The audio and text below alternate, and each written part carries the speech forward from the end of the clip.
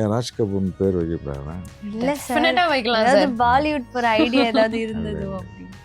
அந்த ராஜ் கபூர் இறந்ததுக்கு அப்புறம் தான் நான் டைரக்டர் ஆனேன். ஏன்டா இது இந்த தொழிலை எடுத்தோமே அப்படின்னா அதை நடிக்கிறது தான். நடிக்கிறது வந்து நம்ம பிடிக்காம வந்தது. ஸோ அதனால் வந்து இப்போ என்னுடைய டைரக்ஷன் இது வந்து கேப் நிறைய விளைய ஆரம்பிச்சிருச்சு. ஈஸியான வேலை நடிக்கிறது.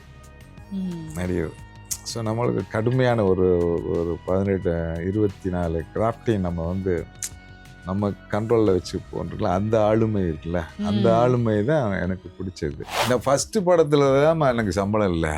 ஓகே. அப்போ அடுத்த படத்தில் வந்து ஹீரோ என்ன சம்பளம் வாங்கினா அந்த சம்பளம் தான் எனக்கு. வாவ், பிருந்தா, இன்னைக்கு நம்ம ஷோல கெஸ்ட் யாருன்னு சொல்லிடலாமா? சொல்லிடலாமே. 90s கிட்ஸோட பார்வையில இவர் ஒரு சூப்பரான டைரக்டர். 2K கிட்ஸோட பார்வையில இவர் ஒரு டெரரான ஆக்டர். ஓகே. நல்ல நல்ல படங்களை வாரி வழங்குறதுல இவர் ஒரு வள்ளல். அவரை பத்தி சொல்ல சொல்ல உனக்கு தாலாட்டு கேக்குதாமா? கேக்குது. Let's welcome actor and director Raj Kapoor to our show. வணக்கம் சார். வணக்கம். எப்படி இருக்கீங்க? நல்லா இருக்கும். First of all welcome to our show. And உங்ககிட்ட கேட்க போற முதல் கேள்வி என்னன்னா வந்துட்டு, நீங்க தேனிக்காரர் தானே சார்? ஆனா ஏன் சார் உங்க பேர் ராஜ் கபூர்னு வச்சிருக்கீங்க? தேனி இல்லை, தேனி டிஸ்ட்ரிக்ட்ல வந்து கோம்புங்கிறது தான் என் ஊர். ஓகே. இளையராஜா சார் ஊர் பக்கத்தில் ஒரு ஃபர்லாங்கில் இருக்கு. அதான் என் ஊர். ஏன் ராஜ் கபூர்னு பேர் வைக்கக்கூடாதா? இல்ல சார், டெஃபினட்டா வைக்கலாம் ஏதாவது சார். பாலிவுட் போற ஐடியா ஏதாவது இருந்ததோ அப்படி? அந்த ராஜ் கபூர் இறந்ததுக்கு அப்புறம் தான் நான் டைரக்டர் ஆனேன். ஓகே. ஆமாம். அதனால் ஊரில் வந்து எங்கள் ஊர்லேயே ஒரு 10 ராஜ் கபூர் இருக்கான். அதெல்லாம் நான் வந்து ராஜ் கபூர். அப்போ ஒரே மாதிரி நிறைய பேர் சிமிலரான பெயர்களா ஆயிருமே சார்? அப்படி இல்லை, ஏன் முருகன் சொல்லி எத்தனை பேர் இருக்கு? 10 பேர் 15 பேர் பண்ணேன். பட் இந்த பேர் யார் சார் சூஸ் பண்ணது உங்களுக்காக? வீட்டில் தான். வீட்லயே? ஓகே. ஆமா. சினிமாக்காக சூஸ் பண்ணீங்களா சார்? இல்லை இல்லை இல்லை. சார், எனக்கு என்னன்னா பயங்கர ஒரு டெரரான ஒரு ஆக்டரா நாங்க உங்களை பார்த்துட்டு இருந்தோம். ரொம்ப சாஃப்டா, ரொம்ப அழகா ஸ்வீட்டா பேசிட்டு இருக்கீங்களே. நேச்சுரலாவே நீங்க இப்படிதானே சார்? இல்லை, நான் கொஞ்சம் டஃப்பான அழுத்தேன். அது வந்து ஒர்க்கு டயத்தில் தான். ஷூட்டிங் ஸ்பாட்டில் வந்து நான் டைரக்ஷன் பண்ணால் கொஞ்சம் ஸ்ட்ரிக்டாக இருப்பேன், கோவப்படுவேன். அப்புறம் அடுத்த நிமிஷமே அன்பாயிடுவான், செட்டில் ஆயிடுவான். ஓகே. அதனால் வந்து கோவங்கிறது வந்து நம்ம ஒர்க்கில் வந்து தப்பு யாராவது பண்ணால் உடனே வந்து அது கேட்கக்கூடிய உரிமை இருக்குல்ல, பவர் நம்மகிட்ட இருக்கு. அதுக்காக வந்து கோவப்பட்டு ஆகணும். ஏன்னா நம்மளுக்கு ரெஸ்பான்சிபிலிட்டி இருக்குல்ல. அப்போ நம்ம வந்து அதை கரெக்ட் பண்ணி அதை வந்து தப்பு நடக்கிறத சுட்டி காட்டி வந்து அதை கரெக்ட் பண்ணுவேன். அதுக்காக கோவப்படுவேன். பட் ஈவினிங்லாம் வந்து செட்டில் ஆயிடும். நான் மேக்ஸிமம் வந்து ஆர்டிஸ்ட்ட வந்து கோவப்படுறத வந்து என் அசிஸ்டண்ட் மேலே தான் காட்டுவேன்.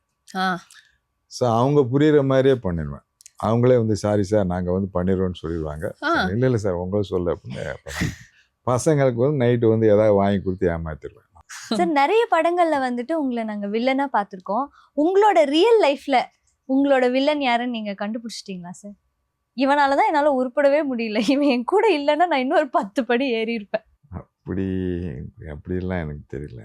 இதனால் முன்னேறலைன்னா நம்ம கையை உண்டி நம்ம தான் வந்து எந்திரிக்கணுமே தவிர அடுத்தவங்களை வந்து நம்ம குறை சொல்லணும். இருப்பாங்க எல்லா சைட்லேயும் வந்து நம்ம போகிற பாதையெல்லாம் ஒரு தடங்கள் இருக்கிட்டே இருக்கேன். தடங்கள்லாம் வில்லன் தான் நம்மளுக்கு.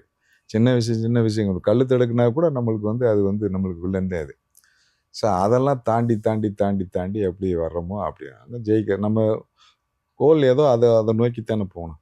குதிரைக்கு கடிவாளம் போட்ட மாதிரி இங்கே அடி விழுந்தாலும் அது விழுந்தாலும் நம்ம பார்வை நம்ம நோக்கு என்ன, எந்த எல்லைக்கு போகிறோமோ அந்த எல்லையை நோக்கித்தான் நம்ம போகிறோம். அதுக்காக வந்து இடையில எது வந்தாலும் அது ஒன்றும் கண்டுக்கிறாமல் அது ரொம்ப டிஸ்டர்பன்ஸ் இருக்கும். அந்த காதில் வாங்கிட்டு அப்படி கேட்காத மாதிரியே போயிடணும். ஸோ அதுதான் என்னுடைய பாலிசி. இருக்கேன் வில்லன்லாம் நிறையா இருக்கேன். எங்கள் வீட்டிலே இருக்கவங்களே வில்லன் தான் பூரா போயில. யார் அது? ஜென்ரலாக சொல்கிறேன். நம்ம இப்போ வந்து சினிமாவுக்கு வரக்கூடாது அப்படிங்கிறதுக்காக வந்து படிப்பை விட்டுட்டு போகிறா அப்படி இப்படிலாம் சொல்லும்போது இப்போ நம்ம ஃபாதரே வில்லனாக நம்மளுக்கு பேரண்ட்ஸ் இருக்கலாம். ஸோ அதையெல்லாம் மீறி நமக்கு என்ன இருக்கோ, நம்ம கோல் என்ன அதை நோக்கி போகணும்ல.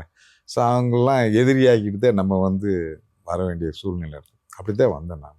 எல்லாருமே ஜென்ரலாக யாருமே அவங்க வீட்டில எல்லாம் அவங்க கைப்பிடிக்குள்ளே இருக்குன்னு நினைப்பாங்க. இப்போ நம்ம அதை மீறி போகும்போது வந்து நம்ம வந்து வில்லன் ஆயிடுவாங்க, நம்மளுக்கு அவங்க வில்லன் ஆவாங்க. ம். அதுதான். ஸோ அதனால வந்து அது ஒரு பாசமான ஒரு வில்லன். ம். ஓகே. ரியல் எதிரிங்கிறது வந்து அது வேற மாதிரி, அது தொழிலில் வரும். நீங்க சினிமாக்குள்ள வரும்போதே சார் டைரக்டர் ஆகணும்னு வந்தீங்களா இல்ல ஆக்டர் ஆகணும்னு வந்தீங்களா? என் கதையே பெரிய கதை மேன். ஆக்சுவலாக வந்து நான் காலேஜ் படிக்கும்போதே வந்து நான் வந்து எஸ்ஐ செலெக்ஷன் ஆகிட்டேன். ம். ம். இங்கே வந்து ஃபிசிக்கல் இதுக்கு வரும்போது வந்து நான் போகல. அப்படியே தான் மைண்டு என்னத்துக்கு இந்த போலீஸ் வேலை அப்படின்னு சொல்லிட்டு 2 இது டிசைட் பண்ணோம். ஒன்று பொலிட்டிக்கல், 2 வந்து சினிமா. ஆ. ஸோ அந்த 2லேயும் வந்து போலீஸ்காரன் நம்ம பின்னாடி இருப்பாங்க. ஓகே. ஆ. நம்ம ஏன் அந்த போலீஸ் போகணும், நம்ம பின்னாடி போலீஸை கொண்டு வருவோமே அப்படிங்கிற ஒரு சின்ன தாட். அது வந்து முட்டாள்தனமாக இருக்கலாம். ம். ஸோ அப்படி போயிட்டு தான் வந்து பொலிட்டீஷியனாக ஆகலாம். பொலிட்டீஷியன் ஆகலைன்னா வந்து அதுக்கு வந்து காசு இருந்தால் போதும். 100 வயசில் கூட பொலிட்டீஷியன் ஆகலாம். சினிமாவில் வந்து நம்ம என்ன சாதிக்க போகிறோம் அப்படின்னு சொல்லிட்டு தான் ஃபஸ்ட்டு எனக்கு வந்து நான் நடிக்கலாம் வரல. ம்.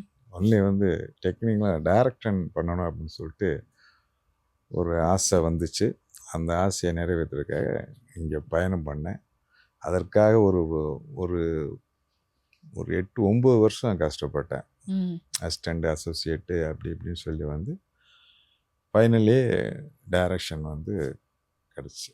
அண்ட் இப்போ வந்துட்டு இப்போ இருக்க சினிமாவில் ஒரு ட்ரெண்டிங்காக ஒரு விஷயம் போயிட்டு இருக்கு சார். ஃபர்ஸ்ட் எல்லாம் வந்துட்டு ஒரு டான்ஸ் மாஸ்டர் அப்படின்னா வந்துட்டு கொரியோகிராஃபி மட்டும் கான்சென்ட்ரேட் பண்ணுவாங்க, டைரக்டர் அப்படின்னா டைரக்ஷன் மட்டும் கான்சென்ட்ரேட் பண்ணுவாங்க. இப்போ வந்து யார் வேணாலும் நடிக்கலாம் அப்படின்னு சொல்லிட்டு அந்த மாதிரி ஒரு கான்செப்ட் போயிட்டு இருக்கு. பட் இந்த ஒரு பல்ஸை வந்து நீங்கள் அப்பயே ஸ்டார்ட் பண்ணியிருக்கீங்க. ஆக்சுவலாக முதல்ல டைரக்டர், நடிகர் எல்லாமே அப்படின்னா நீங்கள் அப்போவே ஸ்டார்ட் பண்ணிட்டீங்க. எப்படி சார் அந்த ஆக்சிடென்ட்லாம் நடந்ததா? 6 படம் கண்டினியூஸாக ஹிட்டு, 100 மூவிஸ். என்னுடைய ஃபஸ்ட்டு ஸ்டார்டிங் படம் ஃபுல்லாக கம்ப்ளீட்டாக. அப்போ வந்து இந்த பெப்சி ஸ்ட்ரைக் ஒன்று வந்துச்சு. அப்போ அந்த நேரத்தில் வந்து இப்போ எல்லா டைரக்டர்களும் ஒரு இடத்துல கூட வேண்டிய சூழ்நிலை ஆகிப்போச்சு, சின்னதுலேருந்து பெருசு வரைக்கும். பாலச்சந்தர், பாரதிராஜா, பாலுமேந்திரா, இந்த பாலுமேந்திரனாலதான் இந்த பிரச்சனை வந்துச்சு. அதெல்லாம் வந்து சேர்ந்து மொத்தமாக வந்து ஆண்டாள் தியேட்டரில் வந்து எல்லாம் ஒன்று காலையிலேருந்து சாயங்காலம் வரப்போ ஈவினிங் வந்து கலைஞ்சுவோம். அது ஷூட்டிங் ப்ராப்ளம் வந்துருச்சு. பெப்சி வந்து எங்களுக்கு ஒத்துழைப்பு கொடுக்கல இந்த இதுக்கு. அங்கே தான் வந்து இந்த படைப்பாளி அப்படின்னு சொல்லிட்டு ஒரு இது ஃபார்ம் ஆச்சு பாரதிராஜா சார் தலைமையில். ஸோ அங்கே தான் வந்து எல்லோரும் டைரக்டர்லாம் வந்து சங்கர்லேருந்து எல்லா பேரும் வந்து ஒன்று முன்னா பேருந்து நல்ல ஃப்ரெண்ட்லியாக நாங்கள் எல்லா பேருமே. சின்ன டைரக்டர் பெரிய டைரக்டர்னு கிடையாது. அங்கே தான் டைரக்டர் அதியமான் வந்து எனக்கு ஃப்ரெண்டானார். அப்போ அவர் ஒரு படம் பண்ண போகிறேன், அதில் நீங்கள் தான் வில்லனாக பண்ணணும் அப்படின்னு. நான் வந்து பண்ண மாட்டேன்ப்பா, எனக்கு வந்து அதெல்லாம் இதே கிடையாது. அதில் இல்லை நான் உங்களை ஃபிக்ஸ் பண்ணிட்டேன் அப்படின்ட்டாரு. அப்புறம் பார்த்துக்கலாம் அப்படின்னா என் படம் வந்து ஆனந்த பூங்காற்று ஷூட்டிங் போயிட்டுருக்கப்போ. ஸோ அப்போ அதுதான் குற்றாலத்தில் டிஸ்கஷன் போயிருந்தேன். போன இடத்துல அவங்க ஷூட்டிங்கில் வந்து ஷூட்டிங் பார்க்க வாங்க அப்படின்னு சொல்லிட்டு கூப்பிட்டு போனாங்க. போன இடத்துல வந்து ராதா ரவி சார், ரேவதி, ராஜ்கரன் எல்லாம் வந்து என்னுடைய தாடி எடுத்தாங்க ஃபஸ்ட்டு. நான் வந்து சண்டை ஓட்டு ஒரு பார்பரை கூப்பிட்டு வந்து தாடியெல்லாம் எடுத்து பெரிய ஒரு மீசை மாதிரி வச்சு இதுதான் கரெக்டு, இதுதான் கெட்டப்பு அப்படின்னு சொன்னாங்க.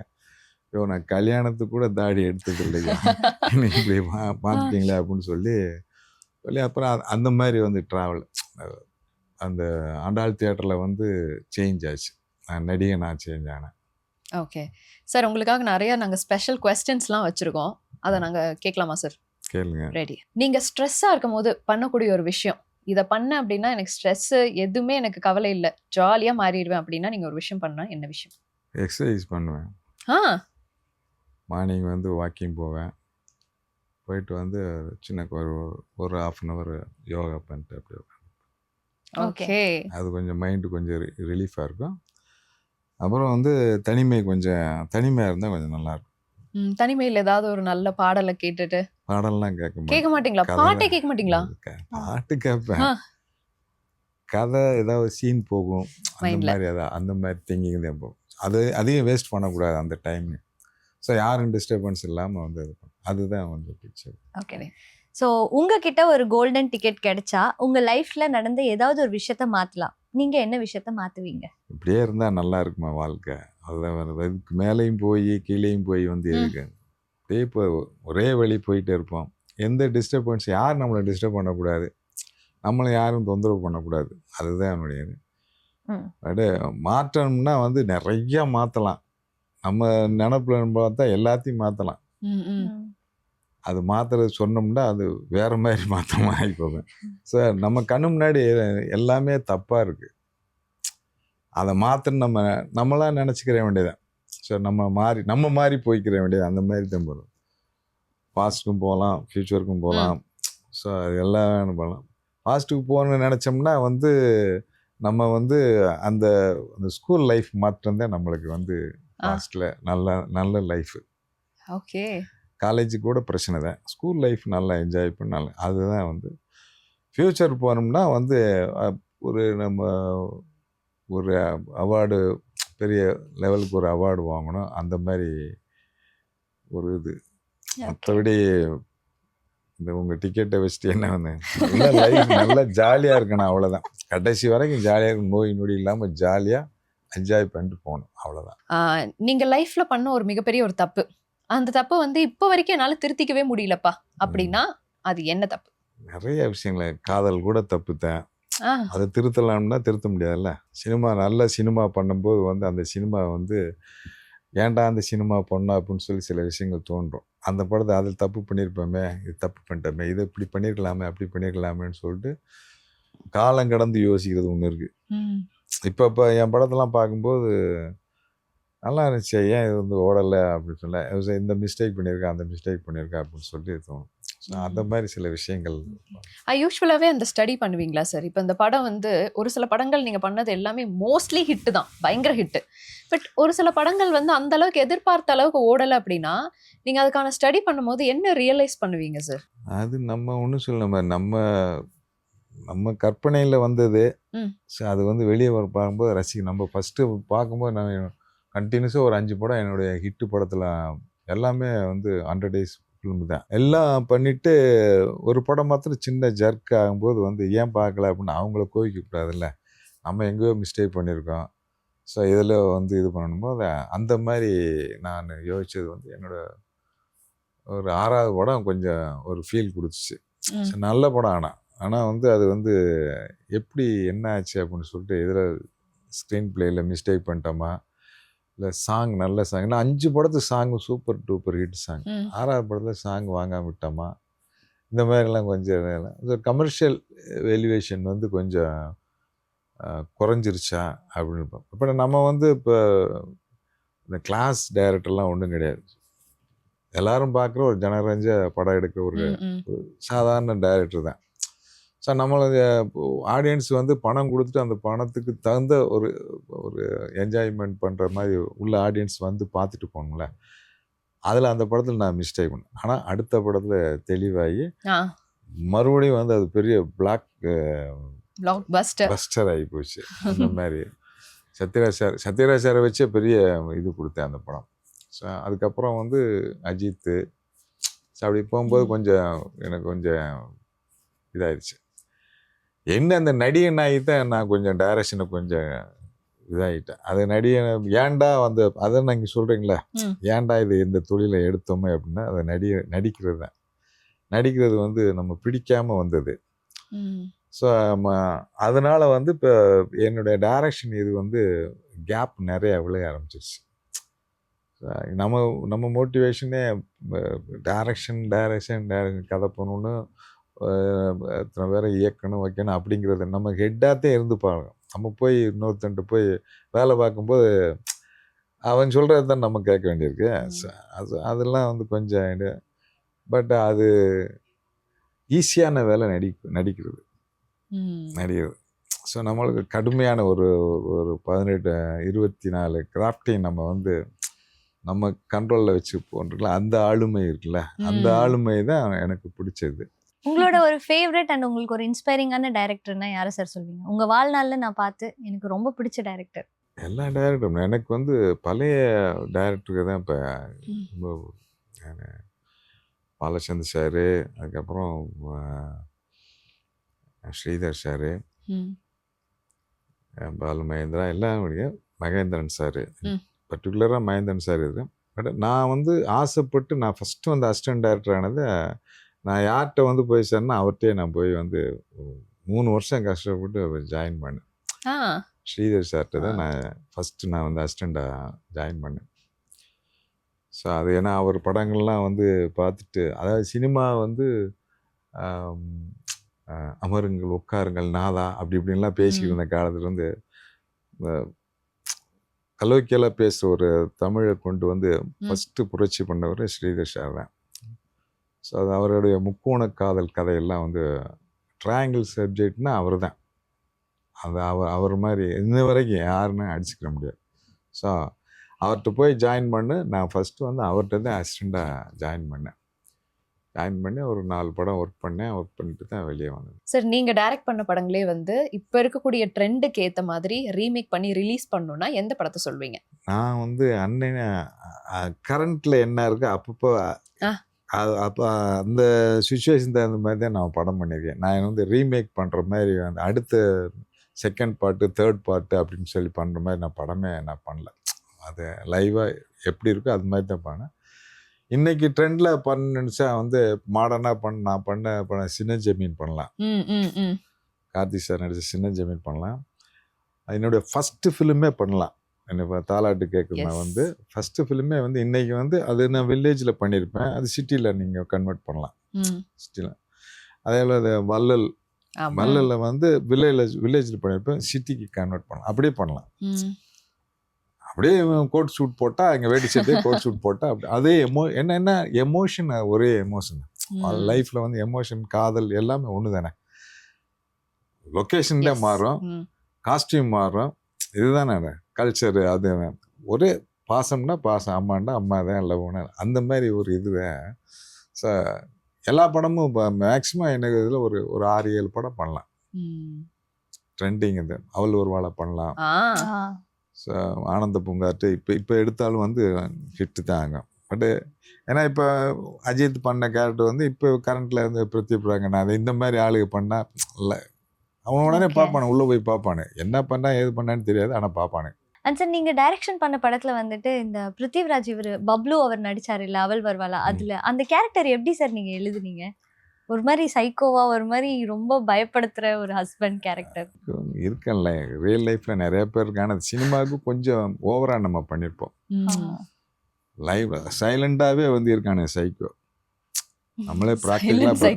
ஆமா, சைலண்டாவே இருப்பானு, அப்படியே பார்த்துட்டு இருப்பானு, அதுலேயே கொண்டுருவானு, கண்ணிலே கொள்வானுங்க, வார்த்தைகள் சின்ன சின்ன வார்த்தைகள் ஊசி குத்துற மாதிரி குத்துறது, அந்த மாதிரி கேரக்டரைசேஷன். ஸோ அதில் வந்து நம்ம விஷுவல் சினிமாவுக்குன்னு பண்ணும்போது அந்த மாதிரி பண்ண முடியாது, கொஞ்சம் ஓவராக பண்ணணும் அப்படிங்கிறது தான். அவன் வந்து பேச்சு, நடைமுறை, ஆக்டிவிட்டீஸ் பூரா எல்லாம் இது பண்ண, அவன் அந்த நாய்க்கு வந்து மாஸ்க் மாட்டி விடுறது, அவன் செய்ய வேண்டிய வேலையெல்லாம் வேறு மிருகத்து மொழி பார்க்குறது, ஆடியன்ஸை வந்து பயமுறுத்தி ஐயோ அடுத்து என்ன நடக்க போதோ, பிள்ளை பாவம்டா அப்படின்னு அந்த மாதிரி ஒரு க்யூரியாசிட்டி கொண்டு வருது. அதுதான் வந்து ஸோ பப்ளு வந்து ரொம்ப ஃபண்டாஸ்டிக்காக பண்ணியிருந்தான் அந்த கேரக்டர்ஸ். ஸோ அதுதான், அது வந்து எல்லா லைஃப்லையும் இருக்குது, ஒவ்வொரு வீட்லேயும் இருக்குது. அதை வந்து நம்ம பெருசாக பண்ணி விட்டாது. ஆனால் பயங்கர வேற லெவல் சார் அந்த கேரக்டர். இல்லை, இம்சைகள் நிறையா இருக்குல்ல பெண்களுக்கு வந்து. ரொம்ப ஹஸ்பண்டு கேரக்டரே வந்து 4 பேர் பார்ட்டியில் வச்சு, அது இன்னைக்கு நடக்கிற கல்ச்சர் தான். அது இன்னைக்கு அது அட்வான்ஸாக போச்சு. அந்த தண்ணியை ஊற்றி கொடுத்து ஒய்ஃப்னு பார்க்காம கூட 4 பசங்க இழுக்கிறதுக்கு மாதிரி ஏற்பாடு பண்ணுவான். அதனால தான் அந்த பொண்ணு டென்ஷனாக இவனை அடித்த புருஷனே வேணான்னு சொல்லி போகிற கேரக்டர். ஸோ அது ரியல் லைஃப்லேயும் இருக்குது.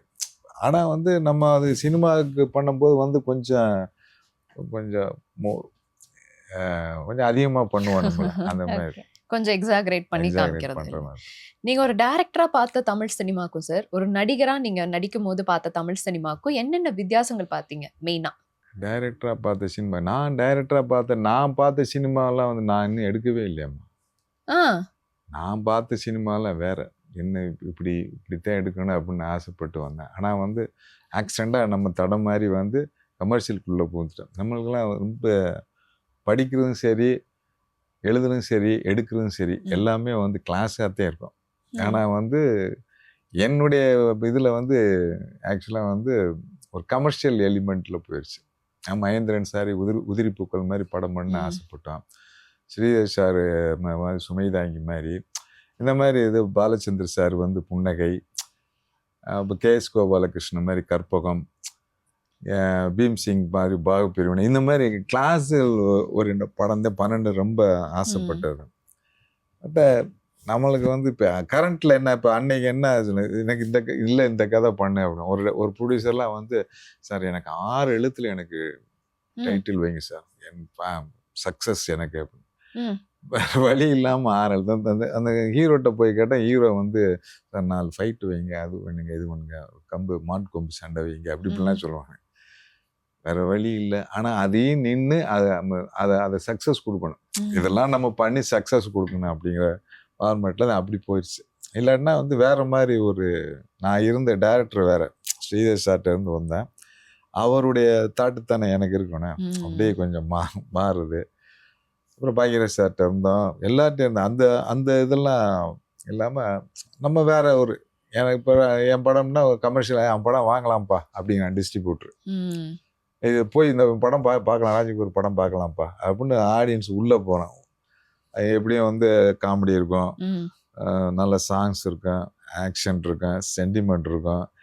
ஓவராலாக வந்து ஒரு திருப்தியாக ஒரு 100 ரூபா கொடுத்து பார்த்தா அந்த படம் வந்து சந்தோஷமாக வெளியே வரலாம் அப்படிங்கிற தாட்டில் தான் உள்ளே வரலாம். சார் நம்ம தாட்டு வேறு, அது நம்ம இல்லை, இன்னும் வரல. ஓகே. சார் நீங்கள் எக்ஸாம்பிளுக்கு சொன்ன ஒரு சில படங்கள் வந்துட்டு நானும் பார்த்துருக்கேன். பட் ஆனால் இப்போ லேட்டஸ்ட்டாக ரிலீஸ் ஆனதில் இந்த படம் ரொம்ப நல்லா இருந்துச்சு, இந்த படம் ஒரு மனசில் ஒரு தாக்கத்தை உண்டாக்குச்சு அப்படின்னா என்ன படம் சார் நீங்கள் இப்போ லேட்டஸ்ட்டாக பார்த்ததுல? லேட்டஸ்ட்டாக பார்த்து அயோத்தி நல்லா இருந்துச்சு, ஒரு மகாராஜா, லப்பர் பந்து. ஸோ இது இப்போ வந்த படங்களில் வந்து கொஞ்சம் ரொம்ப நாள் கழித்து பார்த்த படங்களில் வந்து ரொம்ப சின்ன விஷயங்கள்ல அதை வந்து பெருசாக பண்ணியிருந்தாங்க. நம்ம மனசு கொஞ்சம் பாதிச்சு. நான் சொன்ன மூணு படமும் 3 வெரைட்டி. நான் சொன்ன அயோத்தி வேற கதையாக இருக்கும், லப்பர் பந்து வேற கதையாக இருக்கும், மகாராஜா வேற கதை.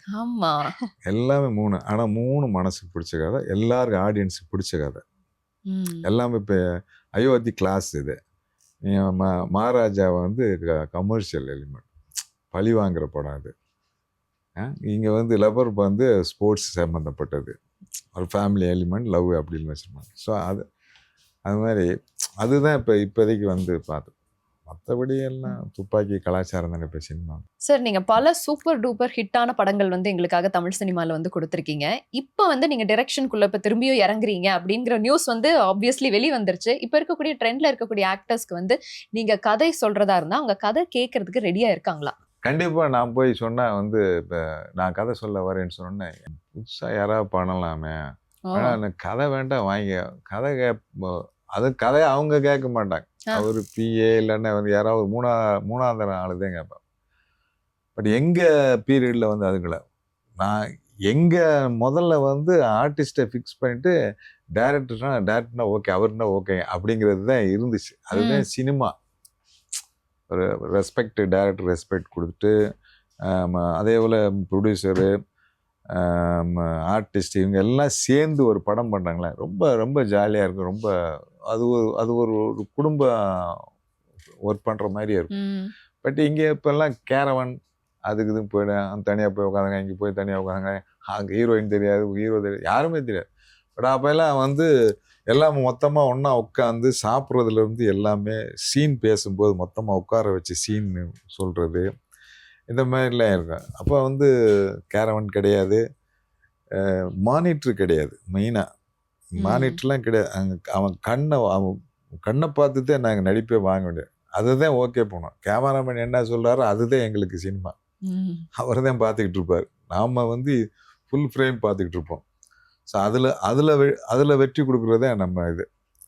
பட் இப்போ வந்து ஈஸியாக, இப்போ சினிமா ஈஸி தானம்மா. இப்போ உட்காந்து பார்த்து ஒரு மானிட்டரில் உட்காந்து பார்ப்பார், பார்த்துட்டு வந்து அங்கே லைட் சரியில்லை, அதை மாற்றுங்க, இது சரியில்லை, இது சரியில்லை, எங்கள் ஆள் வந்துட்டான், வந்துட்டேன் சார், 1 more அப்படின்னா. ஏன்னா வந்து ஈஸியில் ஃபிலிம் இல்லைல்ல, எவ்வளோ நேரம் வேண்டாம், எத்தனை டேக் வேணாலும் எடுக்கலாம்ல. ஸோ அந்த மாதிரி சினிமா வந்து ரொம்ப ஈஸியாக வந்து, பட் டெக்னாலஜி பெருசாக வந்திருக்கு. அதில் வந்து நோ டவுட் டெக்னாலஜி எக்ஸ்ட்ரானி, என்ன வேணாலும் பண்ணிக்கலாம் அப்படிங்கிறது இருக்குது. கலர் காம்பினேஷன் அதுக்கு எல்லாமே நல்லா தான் இருக்கும். என்ன அதே சினிமா, அதே கதை தான், அதே ஆர்டிஸ்ட்டை, ஆனால் வந்து இப்போ பட் இப்போ எல்லாம் சார் லைக் ஒரு 2 படம் டைரக்ஷன் வந்து பண்றாங்க அப்படின்னா 3வது படத்துல எப்படி இருந்தாலும் அவங்களுக்கு ஒரு 5 கோடி 10 கோடி அதுதாம்மா அப்படின்னு நான் சொல்லிட்டு சொல்கிறேன். சம்பளம். ஃபஸ்ட்டு படம் நான் உதாரணத்துக்கு சொல்லணும்னா நிறைய பேர் சொல்லலாம், அது ம். நான் சொல்ல வேண்டாம். ஒரு படம் வந்து 36 நாளில் படம் பண்ணிட்டு 40 லட்ச ரூபாயில் 40 கிட்டத்தட்ட ஒரு 1.25 கோடி ரூபா அந்த ஃபஸ்ட் காப்பி எடுத்து படம் ஹிட்டு. ம். ம். அந்த டைரக்டர் வந்து படம் நல்ல குட்டி சின்ன படம், அது பெரிய ஹிட்டு. உடனே வந்து ஒரு பெரிய ஆர்டிஸ்ட்டு நல்லா இருக்கே வந்து ஒரு பெரிய ஆர்டிஸ்ட்டு டேட் கொடுக்குறாரு. அந்த ஆர்டிஸ்ட் கூட வந்து அந்த படம் 36 நாளில் பண்ண படம், அடுத்த படம் பண்ணும்போது 100 நாள் ஆக்குறாரு. ம். 100 நாள் ஆக்கி அது பெரிய ஹீரோ. அது பெரிய ஹீரோங்கனால நாங்கள் 100 நாள் எடுத்துக்கிறோம் அப்படின்னு சொல்லிட்டு 100 நாள் எடுத்தோம். அந்த படமே ஹிட்டு. ம். ஸோ அந்த அவருக்கு வந்து சம்பளம் வந்து ஒன்றுமே இருக்காது ஃபஸ்ட்டு படத்தை. இவர் பெரிய ஆர்டிஸ்ட் கூட நடிக்கிறதுனால வந்து இப்போ சம்பளம் அவருக்கு சம்பளத்துலேருந்து ஒரு 10% சம்பளம் கிடைக்கும். ஸோ இந்த படமும் ஹிட் ஆனோன்னா அவரை காட்டிலும் பெரிய சூப்பர் ஸ்டாருக்கு போகிறாங்க. பெரிய ஆர்டிஸ்ட் போகும்போது இப்போ சம்பளம் அவருக்கு ஆட்டோமேட்டிக்காக அவர் சம்பளத்தை ஈக்குவலாக வச்சுட்டு பெர்சன்டேஜ் வச்சுட்டு 5% 10% போட்டு அப்படி பண்ணும். ஏன்னா ஆர்டிஸ்ட் ஏற ஏற வந்து ஆட்டோமேட்டிக்காக வந்து அவரை பார்க்குறக்கு ஆடியன்ஸ் உள்ளே வருவான். சின்ன கதை இருந்தால் போதும். அஜித்துக்கோ விஜய்க்கு ஒரு குட்டி கதை இருந்தால் போதும், அதில் சின்ன கதை இருந்தால் போதும் ஹிட் தான். ஸோ அதில் வந்து அந்த டைரக்டர் வந்து அப்படியே இப்படி வந்துடுவார். அப்போ உங்க டைம்லயும் வந்துட்டு நீங்க எங்கள் டைமில் எல்லா ஆர்டிஸ்டும் வந்து பெரிய ஆர்டிஸ்ட். நாங்கள் வந்து யார்ட்டும் பெரிய இப்போ ரஜினி சாரு கமல் சாரு அவங்க தான் டாப் ஹீரோ எங்கள் சைடில். ஸோ நாங்கள் அங்கே அடுத்த ஊருக்கு விஜயகாந்த் சார், சத்யராஜ் சார், பிரபு சார், சரத்குமார், அர்ஜுன், கார்த்திக் இதெல்லாம் ஈக்குவலாக இருக்கும். எல்லாமே ஈக்குவல் தான். படம் ஓடும், அவன் ஒரு படம் ஓடாட்டினா அடுத்த படம் ஓடும். சம்பளமும் அதே போல. இப்போ எங்களுக்கு ஈக்குவலாக ஆர்டிஸ்ட் ஈக்குவலாக சம்பளம் எங்களுக்கு கிடைச்சு. அப்படியா சார்? நீங்க வாங்கினதுலயே ஹையஸ்ட் ஒரு படத்துக்காக வாங்கின ஒரு சம்பளம் அப்படின்னா டைரக்டரா? எல்லா படமும் தான். அட்லீஸ்ட் ஒரு படம் பேராவது சொல்லுங்க சார். இந்த ஃபர்ஸ்ட் படத்துல தான் எனக்கு சம்பளம் இல்லை. ஓகே. அடுத்த படத்துல வந்து ஹீரோ என்ன சம்பளம் வாங்கினா அந்த சம்பளம் தான் எனக்கு வந்துச்சு. சூப்பர். நான் அடுத்த படம் முரளி நடிச்சான், சின்ன பசங்க நாங்கல்ல, ரேவதி நடிச்சாங்க. அந்த சம்பளத்தை காட்டு நான் வாங்கினேன் செகண்ட் ஃபிலிமு. தேர்ட் ஃபிலிமு போனோன்னா கார்த்தி சார் என்ன சம்பளம் வாங்கினா அந்த சம்பளம் தான் நான் வாங்கினேன். ஸோ அது பொசிஷன். இப்போ என்ன, ஒரு படம் ஓடுனா அடுத்து அங்கேயோ போயிடுறாங்க. அது இப்போ வேற இப்போ ஓடிடி வந்ததுனால வந்து அதை வச்சு ஒன்று இப்போ ஓடிடி இல்லாமல் போய் இப்போ மாட்டிக்கிட்டாங்க. புறா எல்லாம் மாட்டிட்டு முடிக்குதுங்க. படம் நல்லா இருந்தால் ஓகே, இல்லாட்டா ஓகே. நீங்க டைரக்ட் பண்ண படங்கள் அப்பெல்லாம் பார்த்தோம் அப்படின்னா சார், விமர்சனம் அப்படிங்கிறது வந்து ஒரு நியூஸ் பேப்பர்ல வரும், ஒரு மேகசின்ல வரும், இல்ல டிவில வரும் இல்லையா? அப்படி பார்த்த ஒரு விமர்சனம் வந்து உங்களுக்கு ஒரு மிகப்பெரிய ஏமாற்றத்தை கொடுத்தது அப்படின்னா அது எந்த விமர்சனம், எந்த படத்துக்காக? இல்லைப்பா, நான் வந்து விமர்சனம் வந்து அப்போ வந்து பத்திரிகையில் வந்து இப்போ மொதல் ப்ரெஸ் ஷோ நம்ம போடுவோம், அவங்க வந்து எழுதுவாங்க எல்லாம் பண்ணி இப்போ அவங்கள திருப்திப்படுறதுக்கு எல்லாமே வேலையெல்லாம் நம்ம பண்ணுவோம். கூப்பிட்டு வந்து ஒரு 10-30 பேர் வருவாங்க. அப்போ இருக்க காலகட்டத்தில் பத்திரிகைலாம். அப்போ டிவிங்கிறது வந்து ஒரு 4-5 டிவி தான் இருக்கும். அந்த 4-5 டிவியை வச்சு அவங்க வந்து இன்டர்வியூ எடுப்பாங்க, போவாங்க, வருவாங்க. அந்த டிவியில் வந்து விமர்சனம் சொல்லுவாங்க, கால் மேல் கால் போட்டு அவங்களாம் பதிலாக சொல்லுவாங்க. அதில் ஒரு படத்துலேயே நான் பண்ணியிருப்பேன். அந்த சீக்வன்ஸே படத்தில் கொண்டு வந்து அதனால பெரிய விமர்சனமே அதை வச்சு அந்த படம் 100 நாள் ஓடிச்சு. அப்படி ஒரு படம் பண்ணு, கல்யாண கலாட்டான்னு ஒரு படம் பாருங்க, அதை பாருங்க. அதில் அந்த படத்தை அவங்க விலைக்கு வாங்கி வந்து அந்த சீனவே தூக்கிட்டாங்க. ஆனால் வந்து நீ யூடியூப்ல எல்லாம் இருக்கும் அந்த இதுக்கு அவங்க தூக்கிட்டாங்க அதை. அந்த மாதிரி அப்போதான் வந்து நம்மளுக்கு கோவம் வரும். என்ன நான் என்ன சொல்கிறேன், நான் என்ன சொல்லியிருப்பேன், நீ வந்து தரம் பார்த்து நீ கதை சொல்லினா. இப்போ ஒரு நகை கடைக்கு போகிறீங்க, நகை கடைக்கு போனோன்னா வந்து sir 24 carrot sir, 22 carrot sir அப்படின்னு சொல்லி நம்பித்தானே நீ வாங்குற. நீ உரைச்சி பார்த்தா வாங்குற? இல்லை. 22 கேரட்னு சொல்லி உரைச்சி பார்த்தா நீ வாங்குற? இல்லை. சார் அவன் சொன்னா நீ வந்து உடனே பில்லை போட்டு வாங்கன்னு சொல்லி வாங்கிட்டு பண்ணி போய் அது வீட்டில் போய் கூட வந்து ஆசாரிட்ட கூட நீ பார்க்குறது கிடையாது. வாங்கி ஜிம்முக்கு போயிட்டு போகிற. நகைக்கு எப்படி பண்ணுற நீ? அவனை வந்து நீ அது அவன்கிட்ட வந்து நீ ஆடு போடும்போது கூட வந்து நீ வந்து 24 கேரட் அப்படின்னு நீ சொல்லியா போகிற? அப்படி இல்லை. அப்போ நான் வந்து கஷ்டப்பட்டு ஒரு படம் எடுத்து நீ வந்து என்னை விமர்சனம் பண்ணும்போது வந்து படம் பார்க்கலாமுங்க, இல்லை அவங்க நல்லா இருந்தாங்க அப்படின்னு ஏதான்னு சொல்லுங்க. இது பார்க்கவே முடியாது, 10 பைசாவுக்கு பிரயோஜனம் கிடையாது, குப்பை அப்படின்னு சொல்லும்போது கோவரமாக வராது. ஆமா கண்டிப்பா வரும். எத்தனை பேர் கஷ்டப்பட்டு 70-80 நாள் நான் ஒர்க் பண்ணிட்டு நான் எடிட்டில் கண்ணு முடிச்சு அது இல்லை படம் வந்து ஓகே பார்க்கலாங்க, இல்லைன்னா ஓகே அந்த கேரக்டர் நல்லா இருக்கேன், இந்த கேரக்டர் நல்லா இருக்கேன், இந்த கதை இன்னும் கொஞ்சம் அவங்க வந்து இது பண்ணியிருக்கலாம் அப்படின்னு நம்மளுக்கு அட்வைசபிளாக ஏதாவது சொன்னால் பரவாயில்ல, நம்ம வந்து அதை அக்செப்ட் பண்ணணும். டோட்டலாக வந்து குப்பை அப்படின்னா பொற்காலம் கற்காலம் அப்படிம்பானுங்க. திடீர்னு பொற்காலம் சூப்பர் டூப்பர் ஹிட், அந்த படத்தை கற்காலம் அப்படிம்பானுங்க. ஸோ இந்த மாதிரிலாம் கோவம். இதை வச்சு தான் நான் வந்து ஒரு படத்தில் பெரிய சீக்வன்ஸே பண்ணி அவன் அடிக்கிற மாதிரியே பண்ணேன் நான். ஹீரோவே வந்து அடிப்பான். ஸோ அந்த மாதிரிலாம் பண்ணி ஸோ அது ஒரு காலகட்டம். ஸோ அது விமர்சனம் வந்து நான் அதுக்கப்புறம் நான் வந்து இதை போய் சல்லை பிடிச்சேன். நம்ம பாடல் நம்ம பொழப்பு பார்த்துட்டு அவன் பாடல பேசுவேன். அவன் பொழப்பு என்ன அந்த ஒரு வாரம் பேசுவான், அவ்வளோதான். ஒரு வாரம் இல்லைன்னா அந்த ஒரு நாள் தான் பேசுவான். அதுக்கப்புறம் வந்து இப்போ ஜனங்க உள்ளே போயிட்டான்னா படம் நல்லா இருக்குன்னு இவன் யாருமே கேட்கல. ஸோ நம்ம ஜனங்களுக்காக படம் எடுக்கிறோம், அவங்கள திருப்தி பண்ணால் போதும். அது கமர்ஷியலாக இருந்தாலும் சரி, ஆர்ட் ஃபிலிமாக இருந்தாலும் சரி. ஸோ அதனால் வந்து ஜனங்களுக்காக நம்ம படம் எடுப்போம் அப்படிங்கிறதான். அண்ட் இப்போ இருக்க காலகட்டத்தில் சார் நிறைய பார்த்தோம் அப்படின்னா இன்டிமேட் சீன்ஸ் எல்லாம் வந்து அப்படியே காமிக்கிறாங்க இல்லையா? லைக் வந்து லிப்லாக் சீன்ஸாக இருக்கட்டும், இல்லை ஒரு சில இன்டிமேட் சீன்ஸை அப்படியே காமிக்கிறாங்க. பட் அப்பெல்லாம் பார்த்தோம்னா வரக்கூடிய படங்கள் வந்து கொஞ்சம் ஜென்டிலாக இருக்கும், இருந்தாலும் அதை வந்து இல்லாத மாதிரி கொண்டு போவாங்க, நடுவுல பூ வச்சிருவாங்க, அந்த மாதிரி இருக்கும் இல்லையா? அதை தான் நான் சொல்கிறேன். நீங்கள் அதைத்தான் இப்போ விரும்புகிறீங்கம்மா, உட்காந்து போய் இது என்ஜாய் பண்ணி கை தட்டி அதைத்தானே ஓட்டுறீங்க நீங்கள். இப்போ நாங்கள் காதல் சீன் எடுத்தோம்னா சும்மா பார்வைகள், அவங்க நின்று பார்க்குறது, நடந்து போகும்போது லுக்கு கொடுக்குறது, அதுக்கு ஒரு இது வந்து அவன் வந்து ஒரு பூவை கொடுத்தா கூட வந்து வேற மாதிரி கொடுப்பான். இது வந்து இப்போ வந்து உங்களுக்கு வந்து இந்த இந்த செல்ஃபோன் வந்தது, இந்த இன்டர்நெட் வந்தது, இதெல்லாம் வந்து அட்வான்ஸ் ஆகி இதில் ஓப்பன் ஆகி போச்சு. இப்போ அவன் வந்து ஓப்பனாக நீ வந்து டிவியை திறந்தால் வந்து ஒரு சேனலாக ஓடிக்கிட்டு ஒழுக்கமான சேனலாக ஓடுது. எல்லாம் நீ தனியாக இருந்தால் தேவைப்பட்டது எல்லாத்தையும் பார்க்குறீங்க. அப்போ அவன் பார்க்குறவனுக்கு வந்து மனசில் வந்து தியேட்டரில் பார்க்கும்போது வந்து அது ஒன்றுமே இல்லை, ஏற்கனவே பார்த்தது தானே, ஆல்ரெடி பார்த்து முடிச்சேன். அதை பார்த்தோன்னா ஸ்க்ரீனில் ஆர்டிஸ்ட் பண்ணும்போது அவனுக்கு ஒரு என்ஜாய்மெண்ட் இருக்குது. ஸோ அதையும் எடுக்கிறாங்கல்ல, அதை வேலை மனக்கிட்ட எடுக்கிற டைரக்டர் இருக்காங்கல்ல, ப்ரொடியூசரும் ஓகே, ஆர்டிஸ்ட்னு ஒத்துட்டு தானே போகிறாங்க. ஸோ அப்போ இப்போ லைவில் இருக்கிறது இல்லை, இப்போ நடக்கிறது தானேப்பா அப்படின்னு சொல்லுவானே. நடக்கிறதுன்னு குத்தி கொலை பண்ணுற ஒரிஜினலாக குத்திட முடியுமா? இளைய மாதிரியே காட்டினா வந்து அது ஒரு மரியாதை. எப்பயுமே அந்த அந்த காதலுக்கு தான் மரியாதை எப்பயுமே.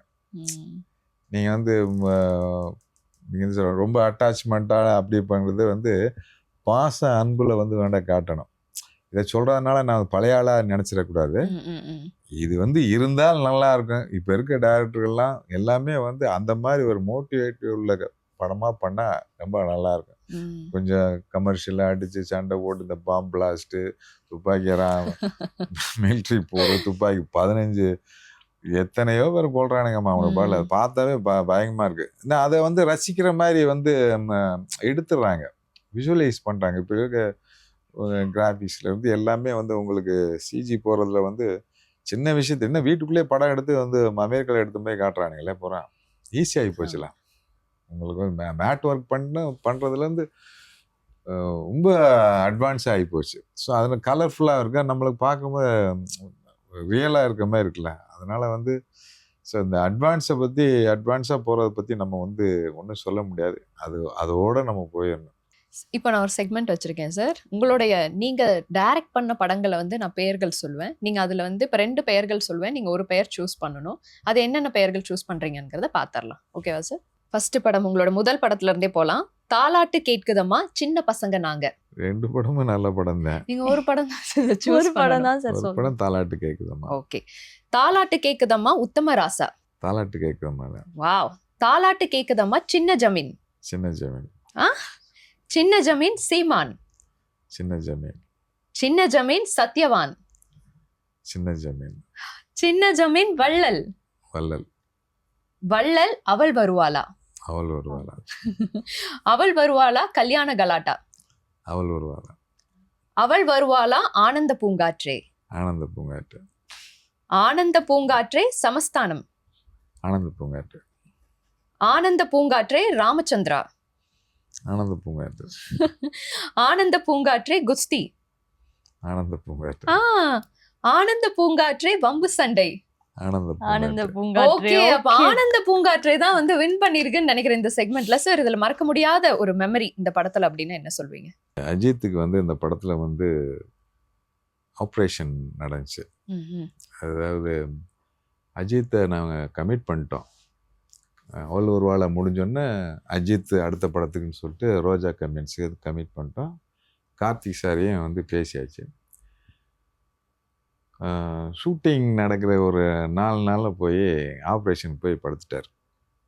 ஸோ டிஸ்ட்ரிபியூட்டர்லாம் என்ன சொல்லிட்டாங்க, நீ போனால் அவர் வர்றதுக்கு லேட் ஆகியா, நீங்கள் வந்து இன்னொரு ஆர்டிஸ்ட்டை வச்சு பண்ணுங்க அப்படின்னு சொல்லி ஒரு ஆர்டிஸ்ட்டை வந்து சொன்னாங்க.